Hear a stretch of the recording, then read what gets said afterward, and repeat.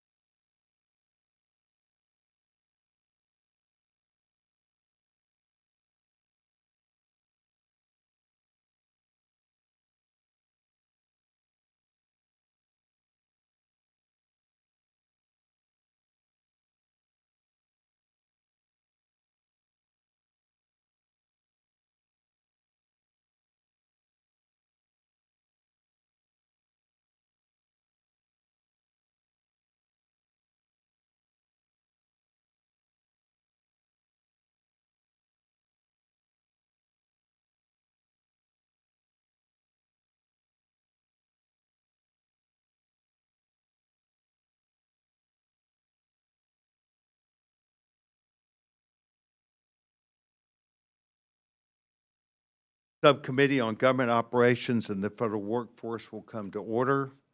Good morning, and welcome to the not only the members who are here today and the staff, but also those people in the audience in support of the discussion that we will have today. Without objection, I may declare a recess at any time. I recognize myself for the purpose of making an opening statement. Today's hearing on the Department of Defense's fraud risk management efforts and how they work to combat fraud. In 2024, DOD officials told the GAO that they didn't believe there was much fraud within their department relative to their overall spending. Reports show that DOD spends over $1 trillion annually. So, as you can tell, even a small percentage would be significant. From 2017 to 2024, DOD reported that about $10.8 billion could be confirmed as fraud. $10.8 billion, when compared to $1 trillion, is not as what they would consider to be relative problem. We do. The people who are gathered today, including members of Congress on a bipartisan basis, do consider that $10.8 billion of confirmed fraud is a problem. This figure mostly relies on dollars that were recovered. According to GAO, confirmed fraud and the amount recovered may only reflect a small fraction of the extent of fraud within DOD. To accomplish its global mission, DOD relies on contractors for goods and services. In fiscal year 2023, DOD reported about $431 billion, or 71% of total defense spending, went to contractors for various products and services in support of the warfighter. 71%. For years, GAO has reported that DOD has struggled to accurately account for the government property that contractors possess. This long-standing issue affects the DOD's ability to produce fully auditable financial services, as we have discussed in this subcommittee and in the committee under our young chairman, James Comer, for a number of years. It affects our ability to ensure that taxpayer money is being spent appropriately. And our service members are getting actually what they need because the taxpayer of this country is paying that bill. It affects our ability to prevent bad actors from exploiting vulnerabilities in the contracting system. In essence, it keeps people honest because they know people are looking. There have been some notable cases over the years that highlighted how far fraudsters will go to line their pockets by defrauding the federal government. In the early 2000s, Fat Leonard orchestrated the worst corruption scheme in U.S. naval history. He bribed naval officers to steer businesses towards his company, Glenn Defense Marine Asia. This company offered services to the United States Navy, its ships, and it overcharged the military by at least $35 million. The scheme went on for over a decade. This case is still being investigated so this full scope of damage is going to be put together, and yet today we do not have the final figure. As far back as 2006, Navy criminal investigators opened and closed 27 separate investigations into Glenn Defense Marine Asia. GAO recently reported that DOD's updated fraud risk management strategy does not include data analytics. Data analytics would make it easier and clearer for personnel to verify information and determine eligibility for contractors to receive federal awards. It would also help connect the dots between suspicious activities and those which were legitimate. Had investigators and the DOD contracted personnel using data analytics back to 2006, perhaps Fat Leonard could have been stopped years before. Examples like this are horrible, but fraud within the DoD just doesn't threaten their financial positions, but it undermines the opportunity for them to know what they have, where it's located, and where the service is properly provided. There are real operational impacts that can pose a threat to our service member. One such case involved Defense Criminal Investigator Service involved in working against a fraudster that purportedly falsified documents. These documents, including a fraudulent certificate to conceal the fraudster's company and failure to maintain required manufacturing standards, were for a machine gun part. This financial impact was only $124,000, but the non-financial impact was more troubling. A military engineer testing one of these machine gun parts saw several deficiencies. These deficiencies could have harmed our warfighters, not just in protecting this nation, but also their lives. Our sons and daughters are fighting for our country, and they should not have to worry about whether or not a contracted part for their weapon will function as it was correctly manufactured. This subcommittee is continuing to have conversations with not only GAO, but also those within the Defense Department, including the Inspector General community. We are there to make sure that we work with them. We want to make sure agencies understand their responsibility to make sure taxpayer money is wisely spent. One of our first hearings this Congress was focused on preventing fraud rather than chasing fraudsters who've already run away with taxpayers' hard-earned dollars. Shining a light on contracting fraud within DoD and highlighting some common sense strategies that can prevent this fraud is also what this conversation is about today. Eliminating the amount of fraud within DoD is a hard task, but we are up to that. And I hope that this conversation, as well as those that we're giving to the two witnesses that we have today, where they will understand that we will join with them in making sure that the United States Congress speaks with one voice to say that we don't just expect this to be done, we want it done now. Time must be on our side. At this time, I would like to yield to the distinguished ranking member, Mr. Nfume, for any opening statement he'd like to make. And I'm delighted that you're here, and good morning.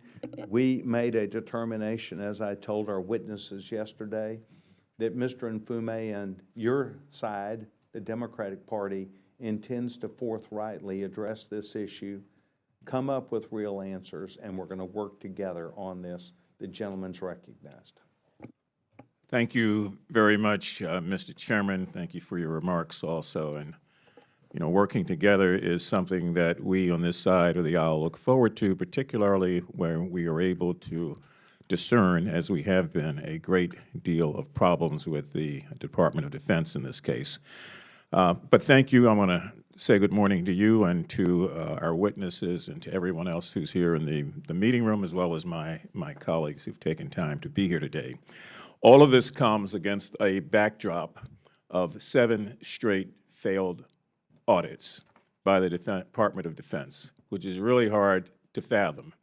Some of you may be hearing this for the first time, but 7 straight audits deserves an exclamation point behind it, because when we're dealing with the largest appropriation within our nation's budget, we deserve to be served correctly. Oversight of the public purse, it really is not a partisan talking point. It is indeed a constitutional promise that we make to every taxpayer and to every service member who wears the uniform. No federal agency, as I indicated, spends more on contracts than the Department of Defense. In fiscal year 2023, it obligated roughly $456 billion, well over half of all contract dollars, and the current continuing resolution boosts defense discretionary spending to $892 billion. It's kind of hard to get your arms around a number like that, but that is the case, $892 billion. When a balance sheet is obviously that large, even a 1% error drains nearly $9 billion from our troops, our readiness, and our modernization. Yet the Government Accounting Office still places DOD's business system on a fraud risk management of, as the chairman said earlier, a high-risk list, confirming that at least $10 billion in fraudulent payments have gone out since 2017, and then further warning us that the full extent is far higher than that. GAO's message is really rather blunt. Until senior leadership sustains a commitment to every defense dollar, all defense dollars remain at risk. The leadership gap should concern this committee, contracting officers across the services, and others.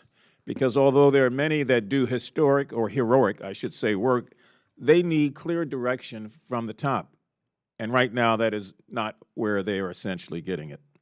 Congress must therefore hold DOD and all of its contractors accountable when fraud erodes readiness, when it squeezes small businesses, and when it undermines the public trust. Disturbingly, the Trump administration has moved us in the wrong direction on this matter because within days of taking office, it fired the DOD Inspector General, the department's chief watchdog, and has since proposed rolling back key acquisition safeguards. You know, speed has its virtues. I don't deny that. But dismantling guardrails and silencing oversight is not efficiency. It is an engraved invitation to fraud. And so as we look at DOD's progress today, I think that our focus ought to be threefold. Number one, drive leadership commitment through every aspect of the agency. Fraud risk management cannot be relegated to the back office. Secretary Hegseth and several secretaries who serve with him must own it, resource it, and insist on measurable results. Number two, modernize the prevention tools. GAO has found that DOD still lacks the real-time analytics needed to expose phantom vendors and collusive bidding. So data must be able to talk to data before the money walks out of the door. I'm not suggesting that's how you fail 7 straight audits, but it's certainly not the way that you pass them. Number three, enforce accountability with consequences. When fraud occurs, suspension, disbarment, and criminal action must be swift, public, and proportional. Anything less rewards the bad actors and punishes all the honest ones. Colleagues, today every fraudulent invoice paid is a weapons system delayed, a housing unit deferred, or a veterans clinic understaffed. When we achieve and maintain the strongest military on earth, we have a clear obligation to make sure that every defense dollar works as hard as it possibly can for the men and women it is meant to serve. So I look forward to the testimony of our witnesses. I look forward to working with Chairman Sessions and my other colleagues on both sides of the aisle here to try to find a way, how do we translate all of their insights into some sort of concrete reform, because reform is clearly needed. With genuine leadership commitment and a vigilant congressional oversight, ongoing effort, I think we can safeguard, or eventually we'll be able to safeguard, procurement, protect the taxpayer's investment, and then, of course, strengthen our national defense. Without it, we do a disservice to the American taxpayer. Without it, we do a disservice to the men and women who put on a uniform. And without it, we give up the obligation that we have to make sure that waste, fraud, abuse, breaking the law, finding ways to skirt the process, and then ultimately making a profit off the system, that will be with us forever if we do not act and act swiftly.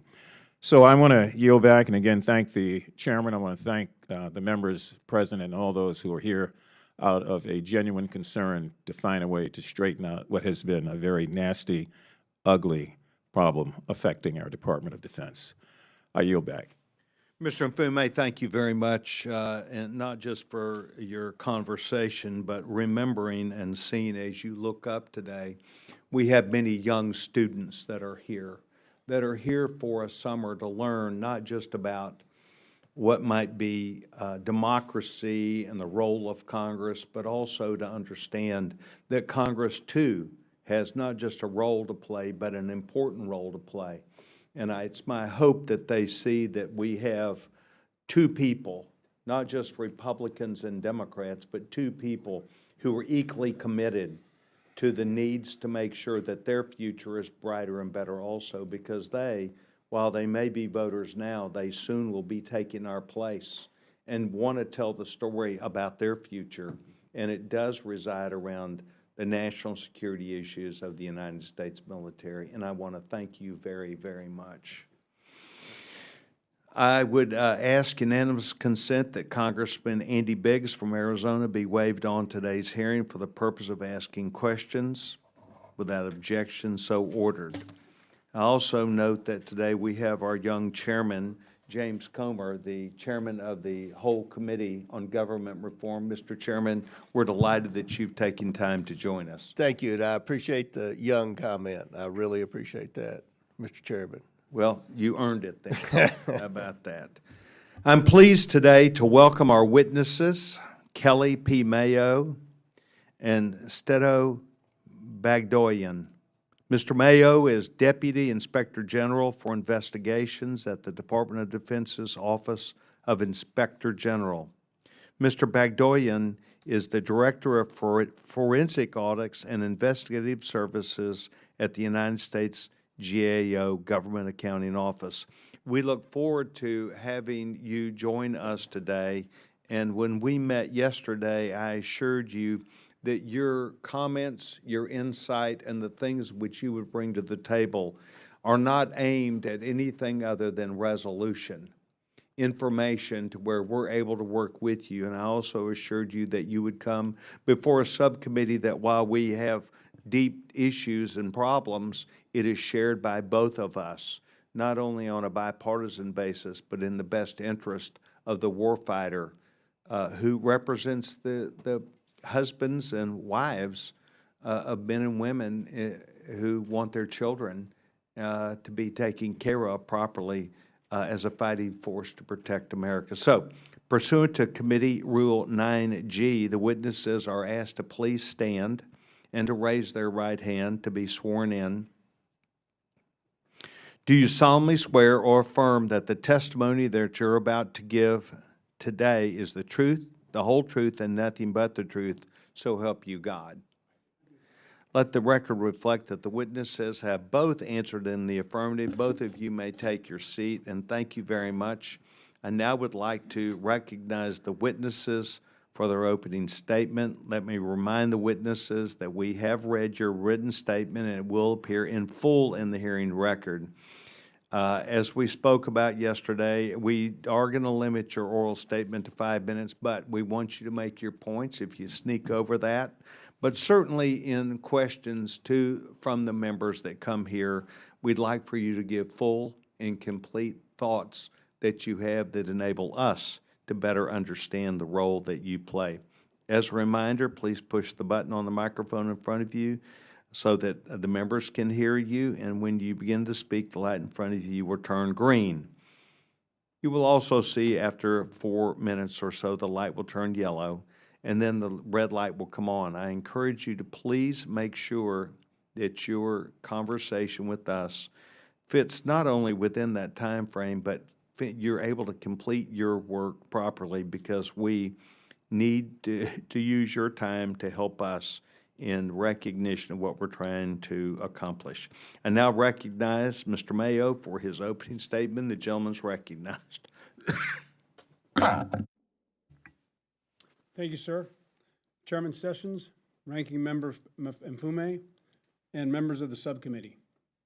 Thank you for the opportunity to testify today regarding the important topic of procurement fraud within the Department of Defense.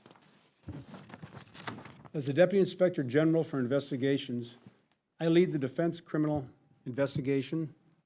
We are the criminal investigative arm of the DoD's Office of Inspector General, which is mandated by Congress to oversight DoD programs and operations. In support of the DoD's broader independent oversight mission, DCIS conducts criminal and civil investigations to ensure that resources meant for America's service members are not stolen, wasted, or compromised. My testimony today reflects the experience of hundreds of DCIS special agents, analysts, and other talented professionals who are dedicated to exposing fraud and protecting the integrity of the U.S. defense spending at home and abroad. My message for the subcommittee today is clear and simple. Investigating procurement fraud within the DoD is a top priority for DCIS. Fraud harms military readiness, it puts service members at risk, and erodes the trust of the American taxpayers. That is why DCIS has been aggressively holding fraudsters accountable since we were established more than 40 years ago. DCIS defines fraud as any intentional act or scheme to obtain something of value from the DoD through false statements, deception, or misrepresentation. It can be perpetrated by individuals inside and outside of the government and by the private sector companies providing products and services to the DoD. DCIS targets fraud that threatens national security, including product substitution, bid rigging, cybersecurity, and domestic contractors. Our investigations routinely lead to criminal convictions, Civil False Claims Act recoveries, and contractor debarments, returning billions of dollars to the government and preventing future losses. For example, in just the 6-month period from October 24 through to March 25, DCIS investigations resulted in more than $3 billion recovered for taxpayers. To date, DCIS has 1,864 open investigations. We have, including open investigations, including 478 cases of procurement fraud. I cannot discuss any ongoing or open investigations during today's hearing to maintain the integrity of the investigative process. However, I can certainly talk about closed investigations. In conclusion, the procurement fraud is not a technical irregularity for the DoD. It's a strategic vulnerability that siphons taxpayers' funds and undermines public trust. Ongoing engagement and support from the Congress are essential to reinforcing the DCIS mission and upholding our trust placed in us by the American people and those who we serve. We look forward to working with a continued partnership with the subcommittee to uphold the standards of our warfighters that our taxpayers expect. Thank you again for the opportunity to testify today. I will welcome your questions, but if I may, I have 1 minute left. I would like to say that I am incredibly honored to be here. I was a blue-collar kid, homeless for a while, and this is a privilege of a lifetime. Thank you very much, ladies and gentlemen. Mr. Morrell, thank you very much, and the gentleman yields back his time. I now would like to recognize Mr. Bagdoyan. Mr. Bagdoyan, you're recognized. Thank you. Chairman Sessions, Ranking Member Mfume, and members of the subcommittee, I'm pleased to discuss today GAO's extensive work on procurement fraud risk management at DoD. The President recently proposed a $1 trillion fiscal year 2026 budget for the department, a substantial share of which is for procurement, an operational area inherently at risk for fraud. In general, fraud risk in federal programs is a function of weak controls, as well as high spending levels, sprawling scope and scale, and complex, often restrictive configurations. These causal factors are all present in DoD activities, making effective fraud risk management very challenging. In this regard, DoD faces significant financial and non-financial fraud risks, which, coupled with weak fraud risk management, compromise the integrity of its programs, resulting in operational readiness and national security impacts. An example from our reporting underscores such impacts, namely an ineligible foreign manufacturer, through opaque ownership of U.S. shell companies, obtained contracts, accessed and exported sensitive military data, and produced non-conforming parts, which resulted in the grounding of 47 fighter jet aircraft. My remarks today aggregate the results of 3 GAO reports since 2019 on DoD procurement fraud risk management, the addition in February 2025 of fraud risk management to the existing DoD financial management area on GAO's high-risk list, and recent related GAO testimony before the subcommittee. Against this backdrop, DoD asserted that fraud isn't a significant problem, challenged our adding fraud risk management to the high-risk list, and disagreed with key findings and more than half of our recommendations in our 3 reports. These recommendations are fundamental to effective fraud risk management. 13 of these recommendations, including 2 designated as priority, which means must-do recommendations, remain open. And though risks are immediate, DoD has repeatedly delayed their implementation. Regrettably, then, DoD's indifferent posture, including lack of timely action, suggests that fraud risk management isn't yet a top leadership priority. With the foregoing as context, I'll make 2 principal points about the state of fraud risk management at DoD. First, our analyses of about 2,700 adjudicated procurement fraud cases covering fiscal years 2015 to 2021 conclusively show that assertions to the contrary notwithstanding, fraud and risk is indeed a problem at DoD. Second, DoD's capacity to manage fraud risks falls well short across multiple fundamentals. For example, the DoD anti-fraud strategy hasn't established clear roles, responsibilities, and authorities across components for fraud risk management, including the entity charged with leading this effort. Accordingly, this entity can't readily compel timely and comprehensive action by components. Data analytics activities to identify and assess fraud risks are essentially non-existent across components, including investigative units, missing a major opportunity to significantly enhance fraud risk management decision-making and action. I'll close by underscoring that managing fraud risks effectively is serious business, as their multiple impacts are significant. Accordingly, for DoD to address such risks successfully and safeguard its assets, it must promptly do 3 vital things. First, acknowledge fraud risks are a problem rather than downplay their existence and significance. And second, determine their extent, nature, and implications at the institutional as well as the component levels. And third, act decisively and timely as part of an integrated anti-fraud approach to fully implement all our recommendations and build and sustain an effective fraud risk management capacity. Chairman Sessions, Ranking Member Mfume, this concludes my remarks. I now welcome your questions. Thank you. Mr. Bagdoyan, thank you very much. The gentleman yields back his time. I'm going to first go to our young chairman of the full committee, the gentleman from Kentucky, Mr. Comer. Sir, you're recognized. Thank you, Chairman Sessions, and I want to thank you and Ranking Member Mfume for the work you do on this subcommittee. You all do it right, and I appreciate that. My first question for both witnesses, I assume you all will both agree that fraud is a problem at the Department of DOD, correct? Yes. So do you, sir, Mr. Bagdoyan, do you have an estimate of how much fraud there is at the Department of Defense?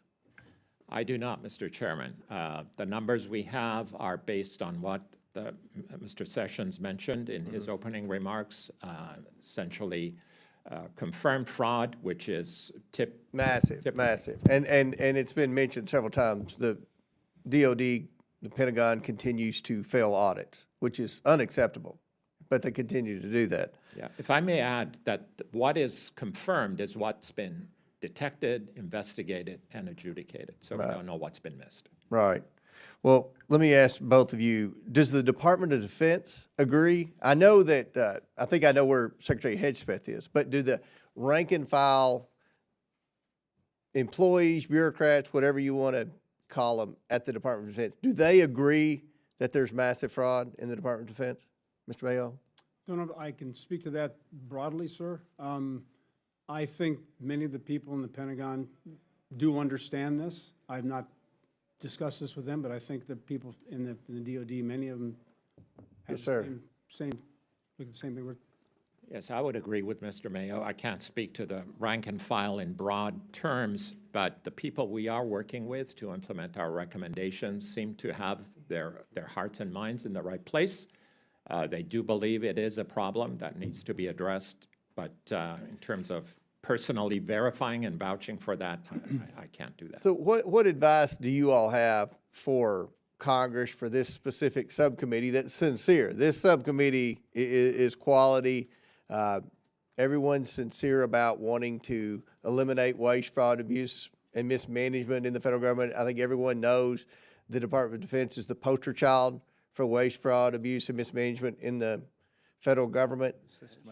We talk about it, but nothing gets done. What advice would you all have, real quick, for this subcommittee and this Congress to actually get something done to rein in the excessive spending, the exuberant waste at the Pentagon? Mr. Mayo? Yes, sir, I think that we're doing it right now. With your help, with your substantive help, I think we can make some, not DCIS, but the government writ large. Sir? Yeah, I would agree with that. Sustained, regular oversight is very important. Well, Asking the let right me ask you this. Is it Congress's fault? And we hear about Congress, you know, that the Pentagon will make a suggestion on a certain type of aircraft that maybe they don't need as many or they don't need them at all. And there's a member of Congress that has a facility in their district will change that and say, no, we're going to order 3 times as many as we need. Is it Congress's fault? Who do you lay the blame at? Is it Congress or the bureaucrats at the Department of Defense, Mr. Mayo? Someone has to be, we have to blame someone. Someone's at fault for the way the Department of Defense continues to fail audits, it continues to be efficient with taxpayer dollars. Is that our fault? Is that, when I say our, I'm talking about Congress is from way, way back, you know, not Mr. Burchett or myself or Mr. Biggs. We're relatively new here, but You want to blame me? yeah. Well, no. You're one of the good guys, Mr. Sessions. But who do you blame for this? I wouldn't know, sir. I think it's a pervasive thing across the DOD, and Yeah. I think they're working hard, and to get things done, and a lot of these things are slipping through the cracks. I don't know how. I don't think it's certainly not your fault. I don't think so at all. This is something, I've been here 8 years, and Mr. Biggs and I got here at the same time.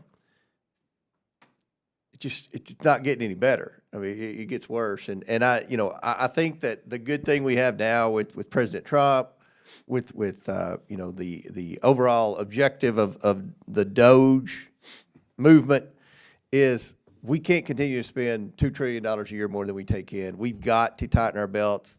Jamie Dimon talks about it. The bond market's concerned.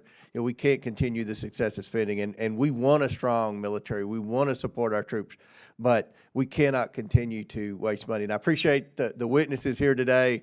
I appreciate the hearing, Mr. Chairman and Ranking Member. Hopefully we can come together in a bipartisan way to solve this problem of excessiveness at the Department of Defense. I yield back.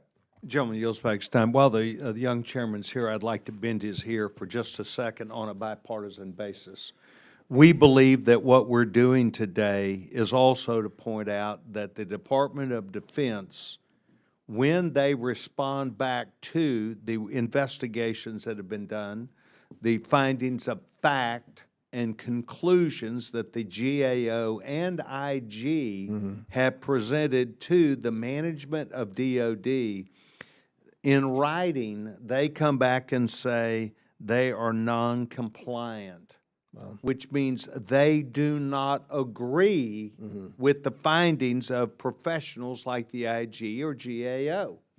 And so while you are worried about, and we are too, what we spend, we are more concerned that they ignore that fraud is present in this. Right. And you will find that as a result of this hearing today, Mr. Nfume and I will be requesting you and the ranking member of the committee join us in going across the river to DOD to make sure that they understand that this is unacceptable and that they've got to understand there is fraud. Absolutely. Well, thank you all for what you're doing, and I appreciate this hearing and look forward to the rest of it. Mr. Chairman, thank you very much. Mr. Nfume? Thank you very much, Mr. Chairman. I've got a couple of questions about GAO and their risk management, if you don't mind. Mr. Bagdoyan, in your view, and I don't have a lot of time here, so if you can kind of quickly walk through these with me, what leadership actions would have the greatest immediate impact on lowering DOD's fraud risk profile? Yes, the key action here is to make it the top priority for action and make sure that that translates down to the various levels, the various components that we've audited over time. So it has to come from the Secretary to make sure that his staff are aware of that priority and start building a culture of fraud risk management. Without that, all the rest is not going to work. Yeah, and I think that's one of the clear things we're going to be communicating to Secretary Hicks, that it's got to start at the top and it's got to be sustained. Otherwise, we'll be here 8 years from now talking about 15 failed audits. How would you characterize the current state of DOD's data integration for fraud detection?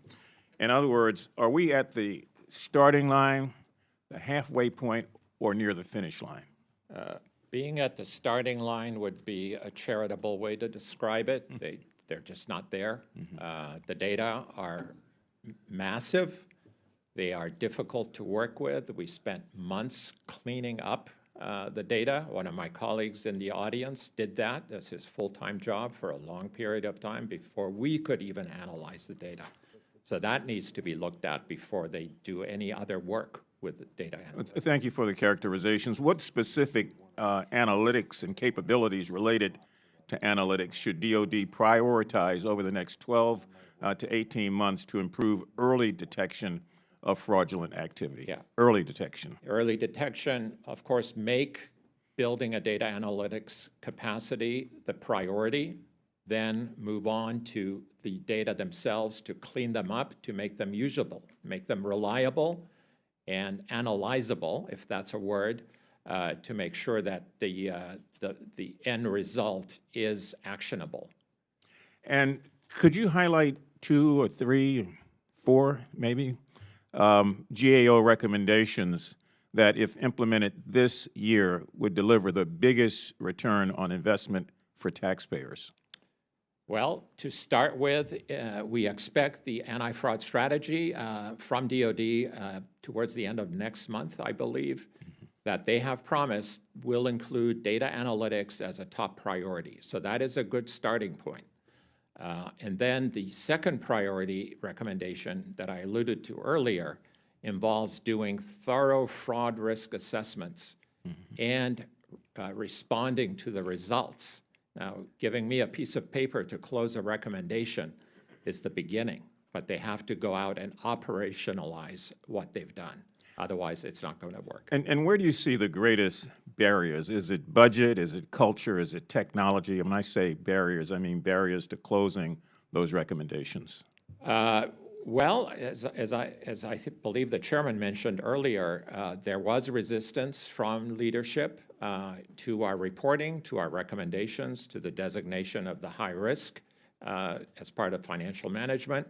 So that seems to have softened over time because The people we're working with at DoD are trying to implement the recommendations, and we expect some of their products to come through later this month and through next month. And do you and Mr. Mayo communicate with one another?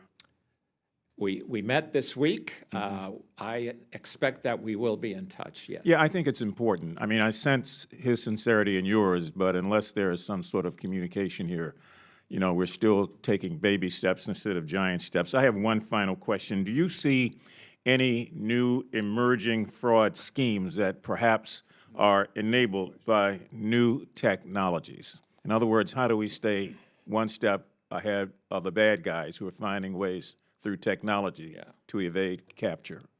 Unfortunately, the fraudsters are ahead of us in multiple agencies, programs, and so on. The two most common schemes that we flagged through our analyses are false claims and overcharging. There's a whole slew of others, false bids, and so on. So whatever analytics that DoD implements will have to be very tactically focused on those fraud schemes. But I can't speak to one being more prevalent than the other. Thank you very much. Mr. Chairman, I yield back. Yields back his time. I'd now like to go to the gentleman who was here well early and who I know has other obligations. Distinguished gentleman from Arizona, Mr. Biggs, you're now recognized, sir. Thank you, Mr. Chairman, and I thank you and the ranking member for this hearing today, and thank you, Mr. Mayo and Mr. Begoyan, for being here. The DoD spends a ton of money. We've talked about that. Yet we're still seeing fraud, overbilling, fake shell companies, bad parts, and the system looks the other way too often. And so I want to highlight something, Mr. Begoyan, real quickly that you mentioned. You talked about 47 aircraft had to be grounded due to non-conforming parts provided from a foreign company through essentially U.S. cutouts. And this gets to one of the things you talked about is how you get there. You got to get them to acknowledge there's fraud. Then you have to extract the nature and the implications of that fraud. Now, the implications of this fraud looks to me, and I want to ask this question, is there any evidence that these non-conforming parts were a malevolent attempt to actually by some bad actor to ground our planes or cause us problems, or was this simply a scam and they didn't care what happened, they just wanted the money? Yeah, that's a great question. Is your mic on? Apologies for that. Yeah. Yeah, we did come up with some detailed information on that particular case. Let me scurry through and see what I can detect, but I don't believe there was any malevolent intent. These parts, they're wing parts, if you will. Total cost of the fraud, about $180,000, but the grounding of the aircraft obviously was a national security impact. But it was a very small part made in India from a non-eligible manufacturer through two shell companies, which were basically a single person operating out of their residence. Yeah, so this is the kind of implication that fraud has on our national security, because you grounded the planes over a very small, simple contract and a scam that should have been caught. And we've been dealing with this type of thing for decades. In fact, I appreciate Mr. Mfume showing his chart, but as far as my research has shown me is I've never seen that the Pentagon ever has actually survived and passed a full comprehensive audit. In fact, I've actually heard them say they're too big to be audited that way. And so I want to focus on something fairly straightforward here. What makes a contract high risk? What red flags do you see again and again? And most importantly, how do we stop it before the money's already out the door? So it's not about politics. This is a bipartisan issue. We've had this problem for decades under both brands.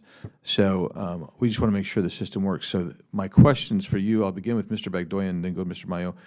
I'm guessing you know that some contracts are more prone to fraud than others. And what are the common traits that tend to show up in a higher risk contract?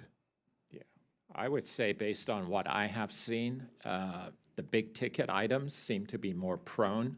And also the subcontractor universe is even more susceptible than the primes, basically. You know, there's only a handful of prime contractors. They integrate many, many others. So the subcontracting may be an area of particular interest. Mr. Mayo, same question for you. Yes, sir, and I would agree with my colleague. Really, it's about subcontractors is a significant issue because we don't see down there. We don't see underneath the contract, so we don't see what's going with the contractors. So once those types of high-risk contracts are identified, what's the best way to put a watchdog on them and make sure that you're not going to be prone or actually defrauded? Well, our audit component does a lot of audits in that regard. But that's post. I'm talking about pre. So you've identified a certain kind of contract is really a problem. How do you get in there and actually put down guardrails? I mean, that, as Mr. Mfume talked about, guardrails. Yes, sir. That wouldn't be our role as the investigative agency. Well, so I would say a robust due diligence process, past history, for example, should be looked at. And if there is a risk of the contractor. of the contractor, right? Forget the contract itself. Yeah. It's the player that needs the attention first and foremost. Right, okay. And so that leads to some kind of a weird dichotomy here. In Mr. Mayo's reporting, you've got a massive contractor, defense contractor, and I hate to even bring it up because they're located in my home state. But Raytheon in 2024 paid $950 million to resolve allegations involving defective pricing, bribery, and export control violations. Is that accurate, Mr. Mayo? That is, sir. That's $1 billion that one company can afford to pay back after some very egregious and serious allegations. And I say I'm out of time. I do have Mr. Chairman, a submission for the record entitled. Without objection. Thank you very much. And with that, thank you for letting me be here. Does the And thank you. gentleman seek additional time? Mr. Chairman, I could probably go all day on this. I've got a whole truckload of questions, but I think I'll submit them in writing to Mr. Bagdoy and Mr. Mayo that way, and then I'll share with the committee the responses. We respect that and Thank you. appreciate your line of questioning. A gentleman yields back his time. The distinguished gentlewoman from the District of Columbia, Ms. Norton, is recognized. Thank you, Mr. Chairman. For over 3 decades, GAO has maintained a high-risk list to identify critical government programs and services most vulnerable to waste, fraud, and abuse, or most in need of transformation. GAO added financial management at the Department of Defense to that list in 1995, and it has remained on it ever since. I have grave concerns that the chaos we are seeing at the Pentagon under the Trump administration is threatening the progress we have made toward a clean audit. Secretary Hedgefest has proven time and again that he cannot be trusted to lead the department or with any national security. The Trump administration has also purged independent expert and nonpartisan leaders at DOD, including the Inspector General. President Trump and the Department of Government Efficiency are also decimating the federal workforce, which serves and protects Americans, and DOD is not exempt from this purge. Secretary Hedges has announced plans to reduce DOD civilian personnel by 5 to 8%, which will result in tens of thousands of jobs being cut from the department. Mr. Mayo, would you agree that having adequate staffing is important for carrying out your office's important work? Yes, ma'am, I would agree with that. Mr. Mayo, have you had any staffers accept the deferred resignation plan that the administration offered? Yes, ma'am, we did have some people that left. Mr. McDion, has DOD's speed and responsiveness improved in recent months? Speed and responsiveness to recommendations, for example. Not sure I understand your question fully. Apologies.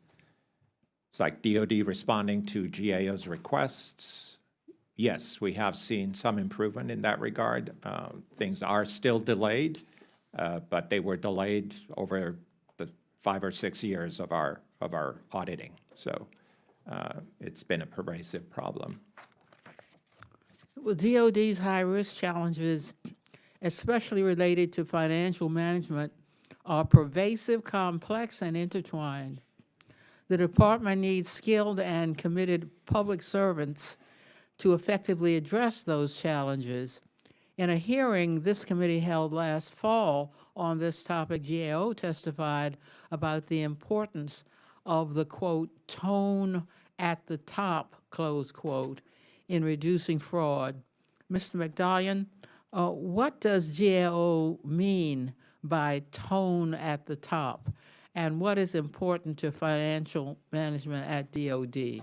Yes. Tone at the top comes from the top leader, in this case would be the Secretary of Defense, to make fraud risk management, financial auditability one of his top priorities, and make sure that his subordinates realize that that is a top priority, and then working from that top level to start instilling a culture of fraud risk management and auditability, among other priorities, of course. But unless it, as I mentioned to Mr. Mfume previously, unless it comes from the very top, it's not going to happen. I hope this department will hear our concerns and take steps necessary to safeguard taxpayer money and our national security. And I yield back. Gentlewoman yields back her time. The gentleman from Tennessee, my friend, Mr. Burchett. You're recognized, sir. Thank you, Mr. Chair. Mr. Mayo, I share your enthusiasm. When I look back on my life, I didn't have anything like yours. I had two wonderful parents. They're both in heaven, and they were the best influence in my life and a lot of my buddies' life. But I still, every day I'm up here, I think it's just an incredible gift. More people played pro baseball than have been in Congress. So thank you for what you said, brother. You know, I think fraud is just a part of the military heritage almost. My daddy was in the Pacific in the Second World War, and, you know, they know they're going to be in the tropics, and it's going to be raining, and it's going to be hot, and they had this old crappy rain gear, didn't keep you dry, and it was just a nightmare. And they never fixed it. They had guns that didn't work correctly. It looked like they were made by a committee in Washington, not by somebody in combat. You know, and currently we're building aircraft carriers, and everybody will tell you it's not going to be my daddy's war. The Japanese aren't going to bomb Pearl Harbor. 6 to 8 months later, Americans' might is not going to roll out across the Pacific and destroy a very evil enemy. And if you go on sites like Unusual Whales, you'll see that you'll see the abuse that goes on by members of Congress, and it's never going to change. One of the things that would change if we would eliminate individual stock trades, but that's not going to happen. We'll come up with a good bipartisan bill. We're working on it, me and Priapal and AOC and Chip Roy and some others, very bipartisan, but I have no doubt that it will pass. I mean, there's no inclination that will pass because we don't have the guts, because this town is crooked as a dog's leg, and it's part of our heritage, and that disgusts me. But saying all that, I guess you're my therapist today, Mr. Mayo. Department of Defense leadership say that you do not believe there's a significant fraud at DOD. Based on your work, do you agree with that? I disagree. Yes, sir. I disagree with that. You disagree with that? On what basis do you? Our work shows that there's a lot of, in my statement, there's significant procurement fraud across the panoply of the DOD. Okay. Overseas, and so we have a problem.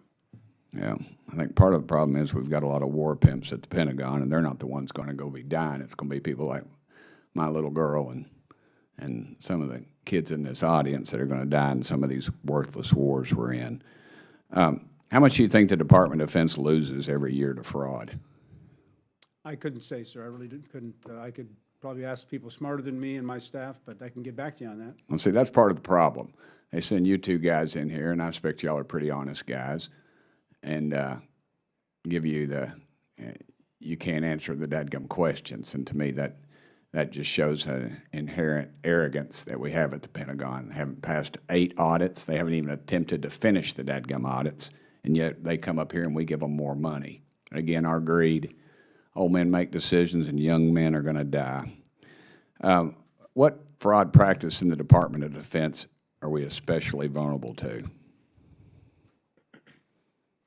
It's either one of y'all want to take a shot at that, be all right. Procurement fraud is especially the one that we see the most of, and we target the most, because that's the big dollar projects. So that'd be my question and answer to that. It just seems like we're letting these people steal from us. I just don't think that'll ever stop. You know, I can remember in a meeting one time they started pointing out on aircraft carriers, which we know are antiquated. We're not going to need them in the future. All the people tell us that are in the know tell us you're not going to need them. You're going to have $500 billion worth of apparatus sitting on the deck, and some uneducated country is going to send a $100,000 missile in and sink it all. And you can put $1 million worth of drones up in the air and knock down a $500 billion jet.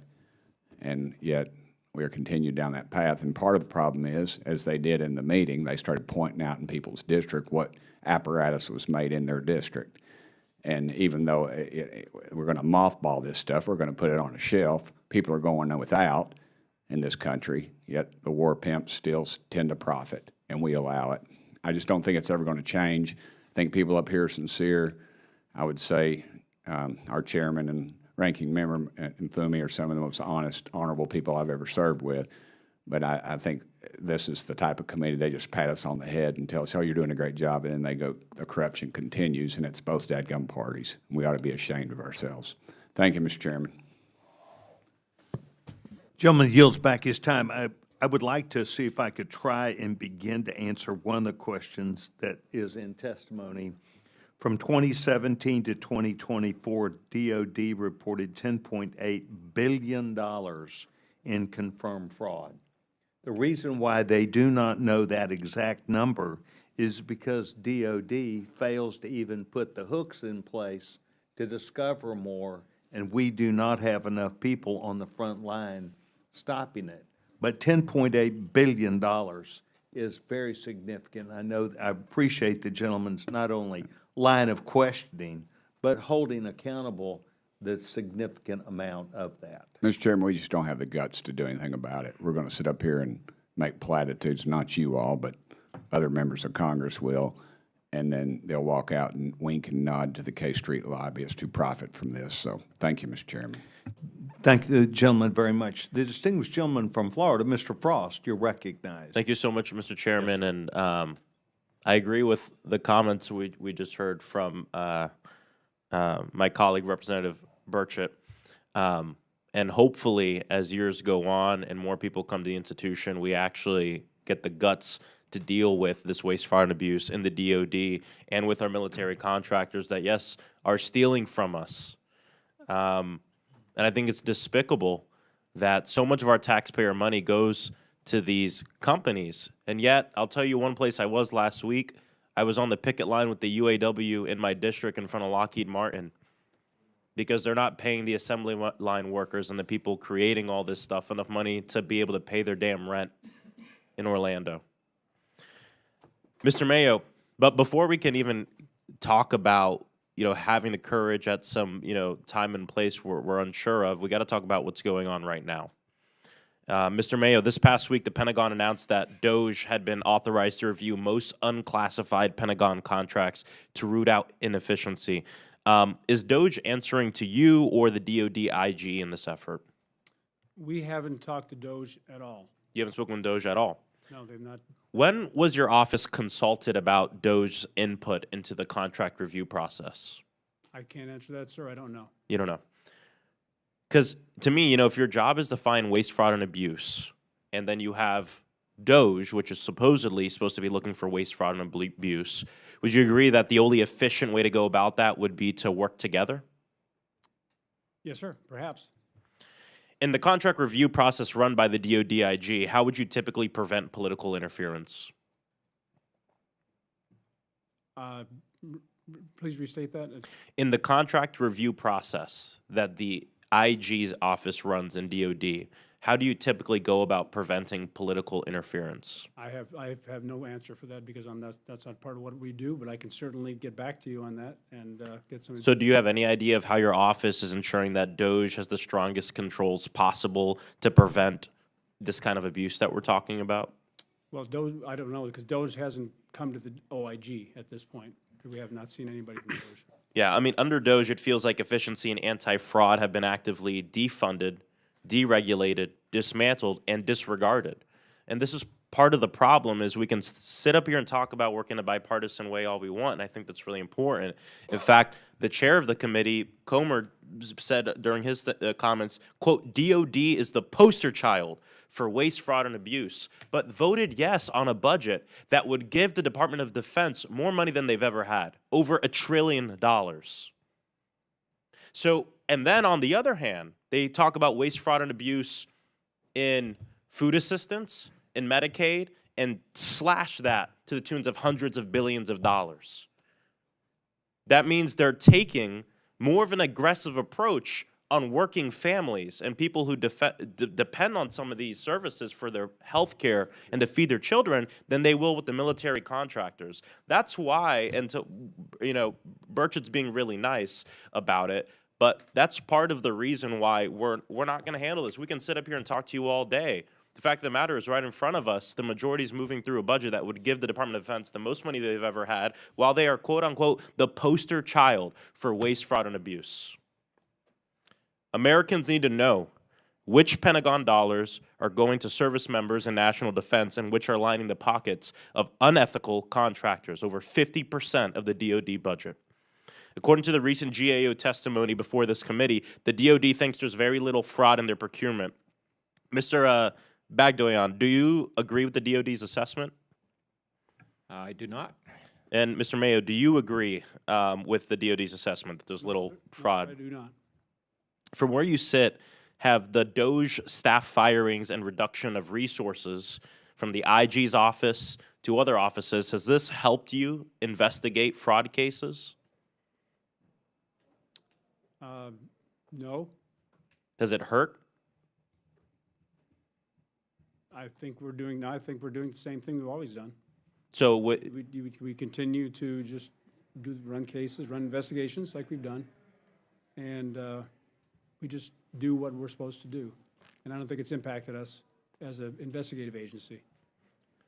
All right, thank you. I've been watching the limited progress towards getting DoD to be able to pass a financial audit. The Marine Corps recently explained that the personnel cuts will likely erase the progress they've made when last year they became the first of our service branches to be able to pass a financial audit. I don't know what the path we're on is right now. I think it's hurting these efforts. My hope is that we'll be able to take this seriously moving ahead and not just put it in our sights, food assistance and Medicaid, when it comes to cutting budgets because of perceived waste, fraud, and abuse, but look at the biggest budget item that we have and the poster child of waste, fraud, and abuse, as said by our chairman of the full committee, the Department of Defense. Thank you. I yield back. Gentleman yields back his time. Thank you very much. The distinguished young chairman who sits on this committee and who has distinguished service to the United States Congress, Mrs. Fox is recognized. Dr. Fox is recognized. Thank you, Mr. Chairman, for your distinguished service. My question is for both of our witnesses. I'll start, Mr. Bagdoyan, you can answer first. We can all agree we must hold bad actors accountable for poor performance and fraud. Federal agencies, including DOD, may suspend or disbar contractors for sustained poor performance or serious lack of business honesty or integrity. Suspended or debarred entities are prohibited from entering into new contracts with federal agencies, with suspensions lasting no more than 12 months and debarments usually lasting 3 years. According to an industry study, there has been a significant decline in suspensions and debarments in recent years. Do you believe that instances of contractor poor performance and dishonesty are actually declining, or are they being reported less often? That's a good question. I'm glad you asked it, Dr. Fox. I will have to get back to you on this. This is beyond my area of expertise, but we do have people at GAO who may be able to provide an answer for you if I'm. I do want an answer. Absolutely. Mr. Mayo, do you have anything to add to that?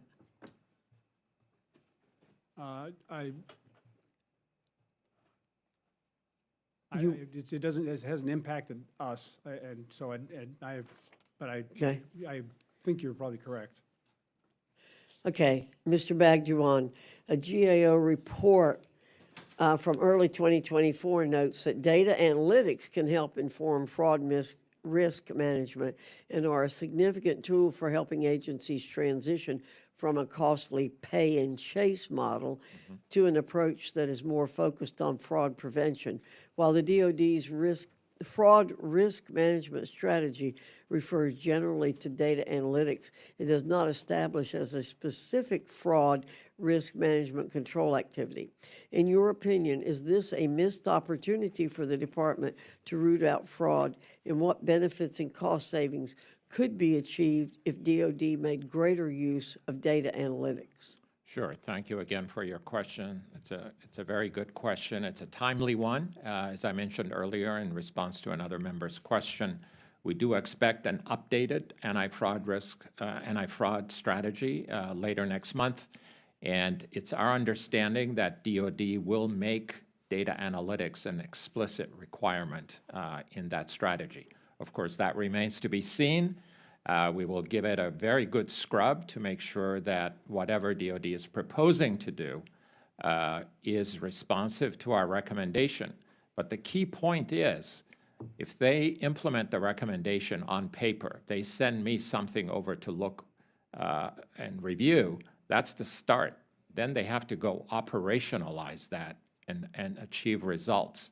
So having a requirement for data analytics is not the end of the story. I understand that. Well, what do you think is the biggest obstacle for DoD identifying cases of fraud or abuse before they occur? Is that lack of having analytics? That is a significant part of it. Also, it's the commitment to look. If you don't acknowledge you have fraud, then you're not really going to bother to have controls in place to figure it out. Are you aware of other federal agencies doing a good job fighting procurement fraud? And if you do, what lessons can we learn from those examples? Sure. Unfortunately, I've been doing fraud risk management work for about 11 years now at GAO, and many agencies, big, intermediate, and small, struggle with this. But one of the ones that we have pointed out as being a success story is the Export-Import Bank of the United States. They started a tone at the top, made it a priority, and then took all the steps necessary to implement fraud risk management capacity. We are in the process of starting a mandated review of where they are, and we should be reporting on that sometime next year. So we will go back and make sure that what they did put in place remains effective. Thank you. Mr. Chairman, I think what Mr. Bagduan especially has pointed out is that there has to be the willingness to look for fraud, first of all, and there's a need, I think, for us as an oversight committee to stay on top of this issue and to push for that. You know, it's really, really sad that so many people who work for the federal government do not understand that it's the hardworking taxpayers who provide the funds for these programs, and that all of us deserve them to have that attitude where they want to save every penny. I have that attitude. The people in my office have that attitude. And somehow or another, we have to infuse the entire federal government with that attitude. Thank you for your indulgence, Mr. Chairman. Gentlewoman yields back. To clarify a little bit of what you've spoken about, which I think is on point, and that was yesterday when I met with both these gentlemen separately. I asked the question that was asked by Mr. Randall, and that essentially was, do you believe that there is a problem? And both of these gentlemen virtually leapt out of their chair in violent agreement that there is a problem, and we came to a quick resolution. I knew where they stood. Thank you very much. We next would move to the gentlewoman from Washington, Ms. Randall. You're recognized. Thank you so much, Chairman. And, I'm so grateful for our witnesses for being here. And I just want to start with additional grounding and gratitude for my constituents, nearly 27,000 of whom are federal employees working for the DoD, who each individually do want to deliver the best results possible, know they're using taxpayer dollars, and are fighting to deliver for the mission. Often with parts that they are, responsible for piecemealing together using old equipment, scrapping naval vessels in order to, use every piece possible to deliver results for the mission. So I do believe that we have work to do to ensure that the Department of Defense is accountable and is able to pass an audit, because that is important and that's our oversight responsibility. But we have to make sure that the folks on the ground doing the work, delivering these results for mission readiness, have all of the resources that they need in order to meet the mission. Naval Base Kitsap and Puget Sound Naval Shipyard are the two of the installations in my district, and I recently met with the superintendents at these military installation, and they have voiced some important reasonable steps that we should implement in order to root out fraud and improve procurement and contracting and operations. But there are steps that should be done not with a chainsaw, but with a tactical approach that we're not currently seeing with the DOGE efforts to slash a budget and infuse additional dollars into the Department of Defense without real thought to how we deliver these mission critical efforts. Mr. Bagdoyan, can you discuss instances of counterfeit or substandard equipment that may have compromised the safety of our service members? Sure. Thank you for your question. I will refer back to the example that I cited in my opening remarks. This occurred about 15 years ago. It took a couple of years to investigate, given the complexity of the scheme, but essentially it involved two shell companies co-owned by a company in India. The shell companies obtained and exported plans and schematics of military equipment, in this case, jet fighters, and the wing part for the F-15 fighter aircraft. That's what the type of plane involved here is, was defective because it was not conforming to what the contract required. So whether it was poor workmanship or some other factor contributing to that, but it did result in the grounding of 47 aircraft over a period of time. And it involved not a lot of cost, $180,000 if I recall correctly, but I'd be happy to look into some more details and send them over to you if you like. Sure, thank you. I would appreciate reviewing that. I also want to bring up another example. In August of 2024, Austal USA, a shipbuilder for the Navy, pleaded guilty to a scheme involving faulty butterfly valves used in ships. And Austal charged the Navy for military-grade valves, but failed to actually test the valves to make sure that they reach the proper safety and operational standards. These faulty valves could potentially lead to leaks in a ship's hull, and Austal's actions put the individuals of our military at grave risk. And these, we are talking about are two examples, and I'm sure they are not the only two. Mr. Mayo, what proactive measures does your office take? And I know you've spoken to referenced how your office is not responsible for creating sort of fraud detection policies or procedures. That's not your work. Your job is to investigate claims. But have you made any proactive recommendations to DOD for ways that they might address fraudulent criminal activities by contractors or vendors? I've not talked to DOD, but I really appreciate you asking that question because I have a good answer. In 2017, I came on board in 2016. 2017, I saw the need for data analytics, and in the succeeding years, we now have an organic data analysis that we utilize. It's not predictive of crime, but it has tools that we can help with our investigations, and that's organic to DCIS. So I wanted to highlight that for the people here. So, and that's what, so we do have that capability, and we have some very, very smart people that do these things. And the OIG has a data analytic, their capacity also, and they work with us seamlessly to deal with these criminal investigations. Thank you, Mr. Chairman. I yield back my time. Gentlewoman yields back her time. Thank you so much for the line of questioning. It's most instructive for people who also are in the room who have the same expectation that you do, corresponding with Mr. Mfume and myself. We next go to the distinguished gentleman from Denton, Texas. The gentleman, Mr. Gill's recognized. Thank you, Mr. Chairman, and thank you for holding this hearing. And I'd like to also say thank you to the witnesses for taking the time and coming here. Mr.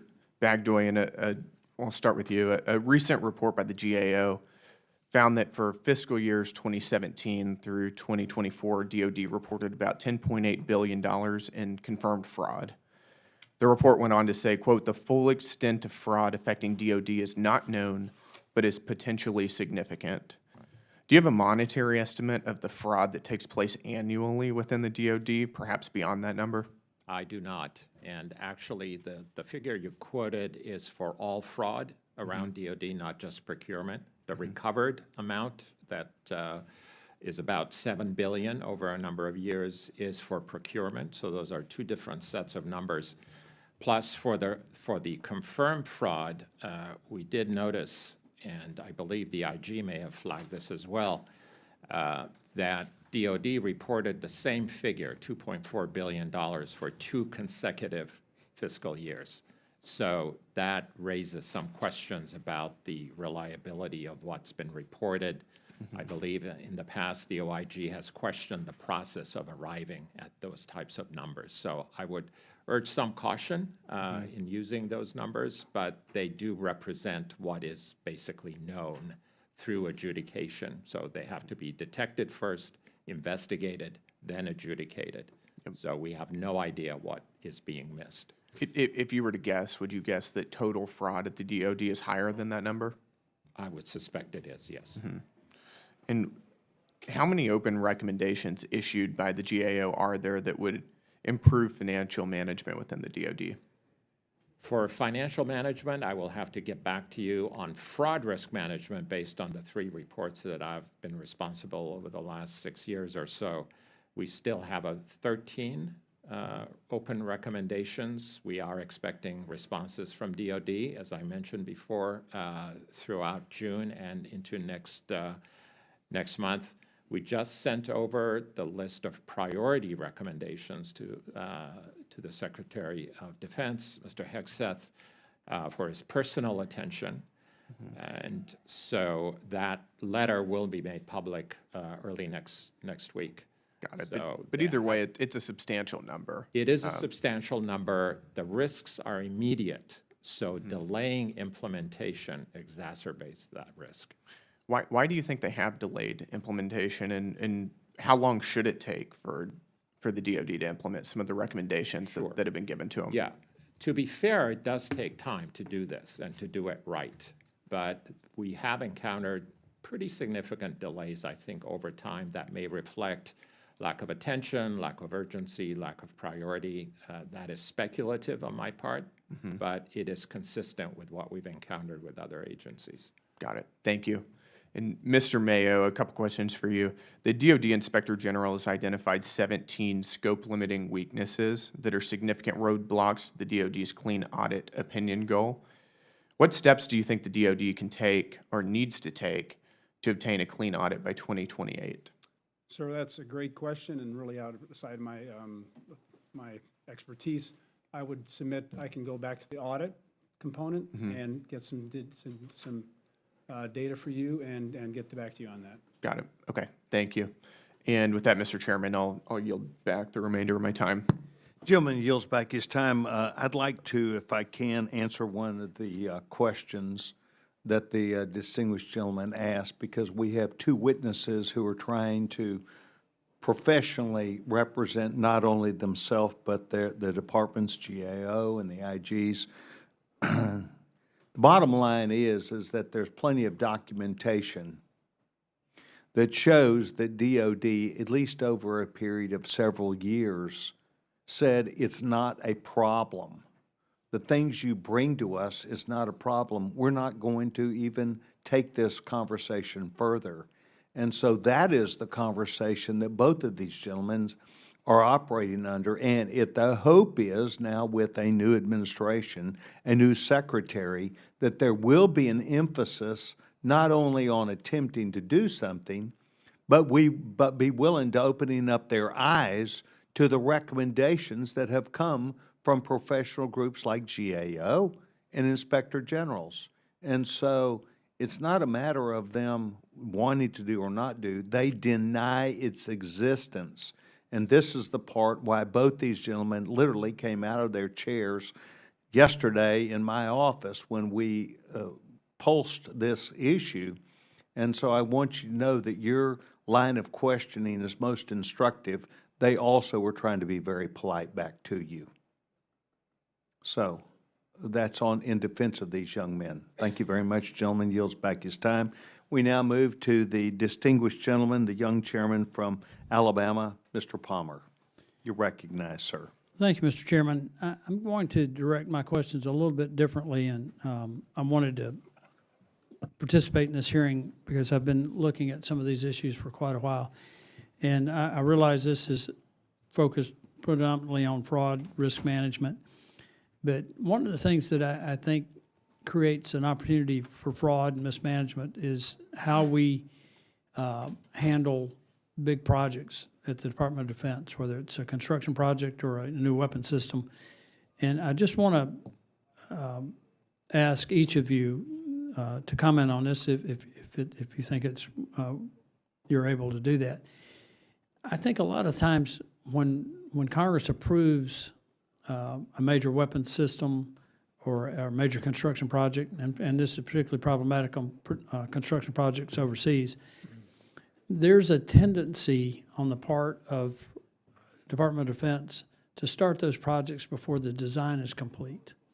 And it results in a huge amount in change orders. I'm working on some ideas on how to mitigate that from the congressional side in terms of ensuring that the money will be there so that they don't feel the pressure to start these construction projects or other projects or weapon systems before the design is ready. But would you comment on how that, when your design is not complete, you're issuing lots of change orders, how that opens us up to mismanagement and potential fraud? Me, sir? Yeah. I wouldn't be able to discuss that, but in a different sphere, I would submit that what you're talking about, large procurements of weapon systems, they are really hybrids for fraud because of the, like you said, the complex nature of and when they come online, and then the other parts come online. So we do have a lot of worry about large weapon systems, and we have a lot of fraud work in the past and now in those kinds of things when they're in that phase. So that's would be my feedback to you. Mr. Bagdoyan? Yeah, I would fully agree with Mr. Mayo's comments. I mean, this is an element of complexity, basically. You have a big system. It has, the prime contractor, I assume, leading the effort, and then the whole army of subcontractors, which is a key element of risk here. I'm not a procurement expert by any means, but I do believe that that element of complexity, uncertainty, long lead times, all kinds of different things add to heightened risk, definitely. And when you add to that just a myriad of change orders, That's right. which I think is problematic. And then when you start talking about construction projects, and particularly in remote locations, I think it makes it very difficult for inventory management. And again, if the design is not complete and you're making all these changes,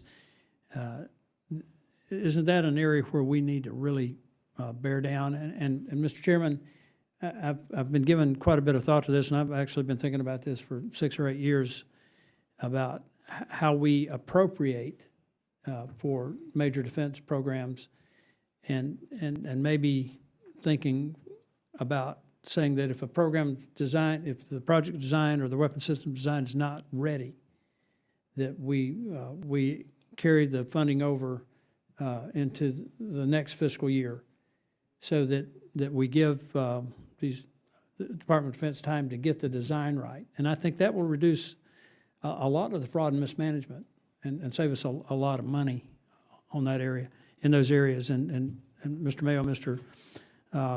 Bagdoyan, you can comment on that.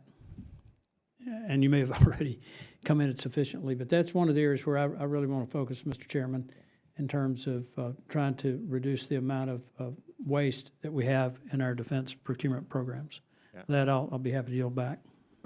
Yeah, if I may answer Mr. Palmer's question, Mr. Chairman, each element of complexity in a program, as I alluded to in my opening remarks, that's one of the key drivers of fraud risk in federal programs, is their complex configuration, what someone can do, can't do, and so on. So it's almost like risk is built in. And if you add multiple layers in a big, complex program of DoD, then that really exacerbates risk. So trying to control for that as part of the upfront due diligence, for example, would be an important step. I thank the witnesses. Thank you, Mr. Chairman. Gentleman yields back his time. Thank you very much. I now would yield myself time. Gentlemen, thank you very much. This time that we are spending with you is just one of many areas where this subcommittee, including Mr. Mfume and myself, are concerned about not just waste, fraud, and abuse, but also misdirected payments. And we have looked at and determined that it's a government-wide problem. And while there is discussion necessarily up here that could be a disagreement between the parties, something called DOGE, which is government efficiency, is a necessary item whereby we bring in fresh eyes to look at actually the data and information that most of the time Congress and perhaps even you do not see. And that is an observation about the amount of money that flies out the door. One of the most instructive things that I have learned is that there is approximately, at this time documented, some $400 billion that went out from big government. We're talking about all the agencies, some $400 billion that went out the door from the day after the election to the day that President Trump was inaugurated. And it was a determination made by someone to move forward on decisions to spend money, knowing that there needed to be a review, knowing that waste, fraud, and abuse not only existed across government, but that it increasingly was an issue that they were challenged with. And so regardless of that, I think it's important that you have confidence that Mr. Nfume and I, not looking back to blame someone, but rather moving forward, we want to hear from FEMA. We want to hear from DOD. We want to hear from the newest of the secretaries and those management organizations.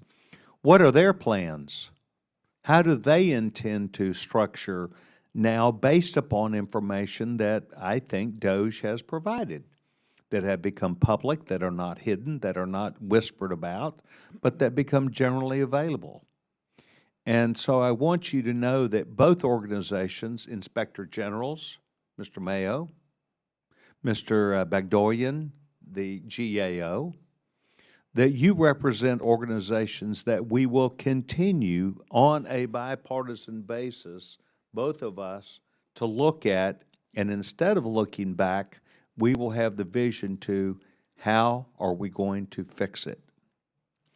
You both have specialized in DOD.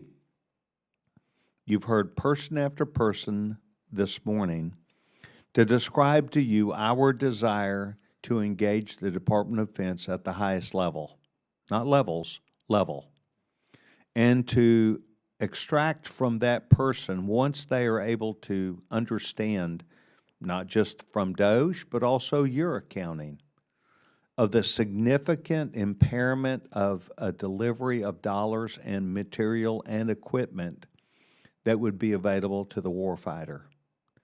And I just want you to know that the conversation today, as you go back home tonight or as you have the conversation among your colleagues, it is a bipartisan issue. It is seen very many times the same way.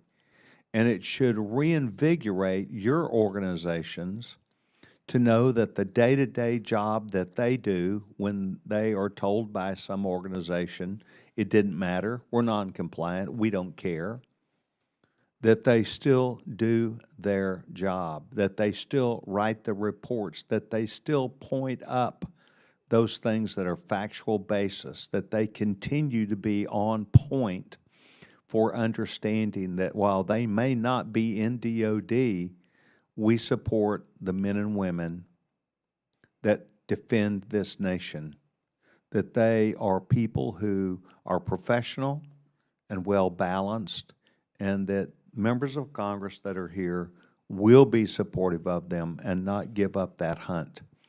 So to both of you and your staffs that appeared in my office yesterday and the hundreds of people that work for you, please reinforce to them that they are part of the answer, not the denial of a problem. I want to thank both of you for being here. I'm now going to move to the distinguished gentleman from Maryland for any closing comments that he'd like to make, and then I will do same. Gentleman's recognized. Thank you again, Mr. Chairman, and my thanks obviously to both our witnesses for being here and for being as forthcoming as you could be.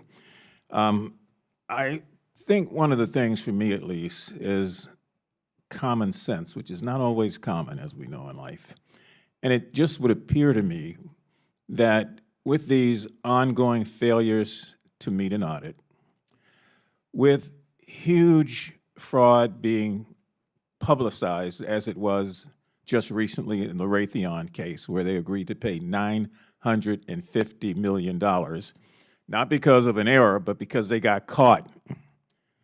And when you consider also the fact that this conversation predates many of us on this panel, it just goes back years and years and years, and when you consider the fact that all branches of the service, save the Marine Corps, continues to find ways not to be compliant with basic law, and when you hear GAO report as it's done today and it has done previously about all these things that are going on, common sense tells me that it is important for the Secretary of Defense to speak with a clear tongue and a clear idea of what has to be done down the ranks. That's where the order has to come from. We know that with respect to the Marine Corps, it was testified here in previous meetings that the Commandant said, look, we're going to do it this way, it's the right way, and anybody that doesn't do it that way is out of here.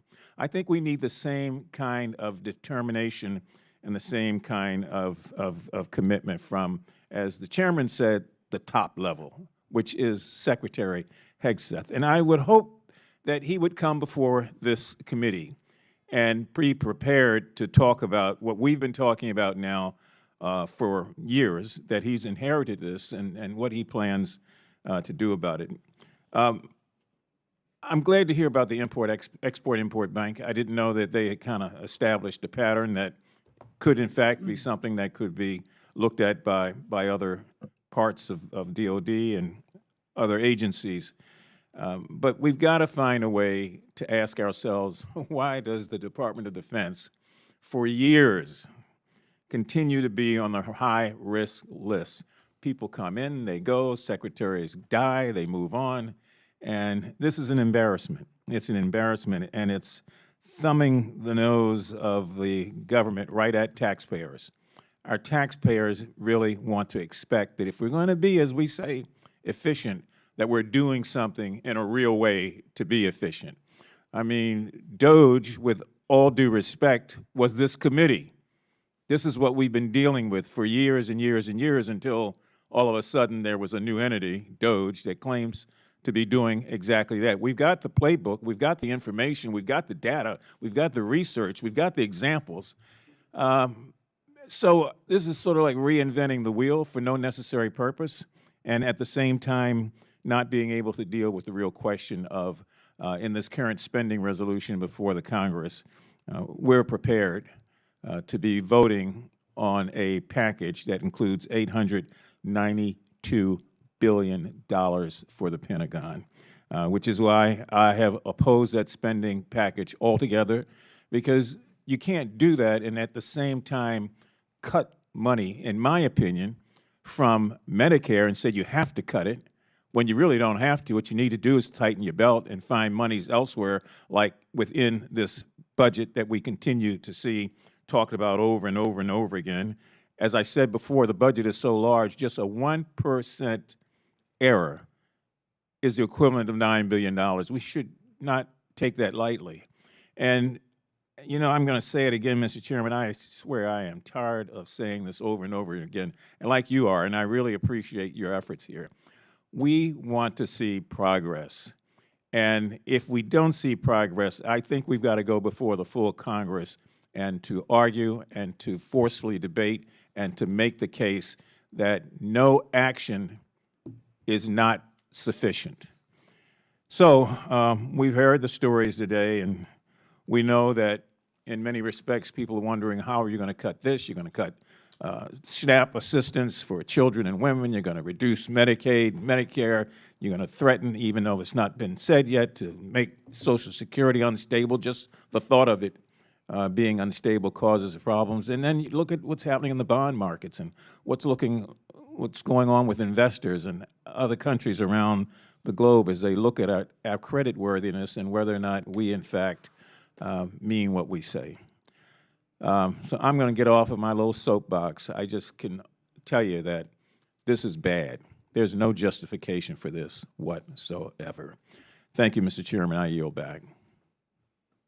Gentleman yields back his time, and I want to publicly once again thank the distinguished gentleman for not only working with us and with me, but for your insistence that we can make progress. And I think that it's important that the GAO community and the IG community, as well as these organizations in government, yes, I'm talking about Article 2, that they understand that there are several people on the Hill who will not kick the can down the road, that we will decide that a mark has been laid in the road, because it is important that the American people have confidence in what we're doing, because we expect results. So I want to thank the distinguished gentleman. I want to thank both of you. I did this in my comments, but I want to thank both of you for taking time. I find you both not only genuine men of honesty, but of representation of professional product. And both of you took my questions yesterday and have taken them today that we believe must be resolved. And so for your staff and for the people that you represent, we're very proud of the work that you're doing. And I see no further questions from the subcommittee.